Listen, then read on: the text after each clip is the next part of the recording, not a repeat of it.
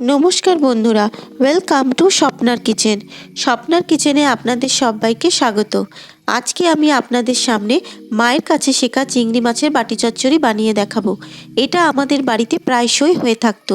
প্রথম থেকে শেষ অবধি দেখার অনুরোধ রইল। ভালো লাগলে আমার চ্যানেলটাকে লাইক, শেয়ার, কমেন্ট করবেন। তাহলে আসুন ভিডিওটা শুরু করি।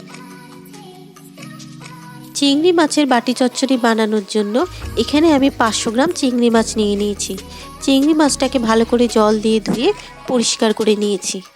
আর নেব সরষের তেল, একটা মাঝারি সাইজের পেঁয়াজ কুচানো, ধনেপাতা কুচানো, 3টে কাঁচা লঙ্কা চেরা, একটা মাঝারি সাইজের টমেটো কুচানো, আদা বাটা, গোটা গরম মশলাটাকে আমি শিলে বেটে নেব।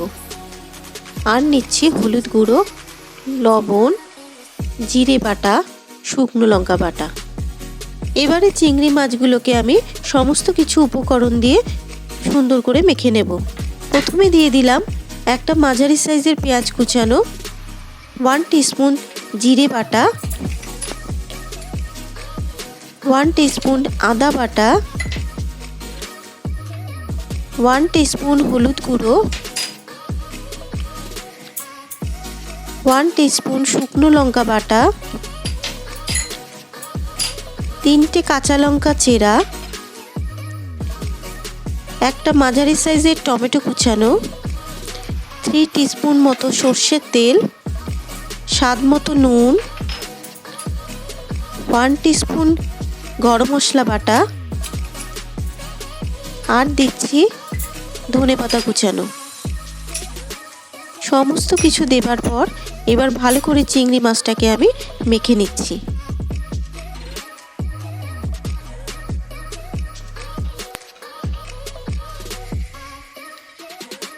চিংড়ি মাছটাকে ভালো করে মেখে নেবার পর এবার ঢাকনা দিয়ে ঢেকে রেখে দেব 15 মিনিটের জন্য। 15 মিনিট পর এবার মশলা মাখানো চিংড়ি মাছগুলোকে একটা টিফিন বক্সের মধ্যে ভরে দিচ্ছি।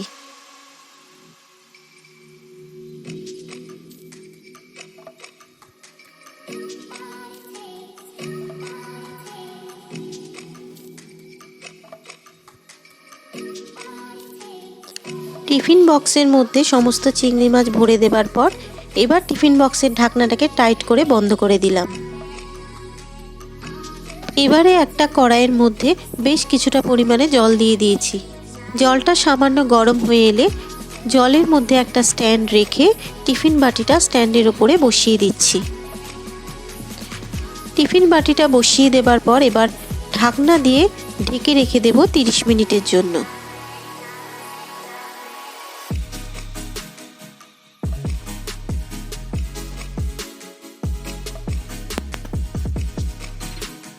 মিনিট পর এবার আমি কড়াইয়ের ঢাকনাটাকে খুলে নিচ্ছি। কড়াইয়ের ঢাকনাটাকে খুলে নেবার পর এবার টিফিন বক্সের ঢাকনাটা খুলে আপনাদের দেখিয়ে দিচ্ছি কত সহজ ও সিম্পলভাবে আমি চিংড়ি মাছের বাটি চচ্চড়িটা তৈরি করে নিলাম। গরম ভাতের সাথে চিংড়ি মাছের বাটি চচ্চড়িটা খেতে খুবই ভালো লাগে। আপনারাও বাড়িতে ট্রাই করুন, অবশ্যই আপনাদের ভালো লাগবে। যদি এই রেসিপিটা আপনাদের ভালো লেগে থাকে তাহলে আমার চ্যানেলটাকে সাবস্ক্রাইব করে পাশে থাকা বেল আইকনটি প্রেস করে দেবেন। আবারও হাজির হয়ে যাব অন্য কোনো রেসিপি নিয়ে। সুস্থ থাকবেন, ভালো থাকবেন, নমস্কার।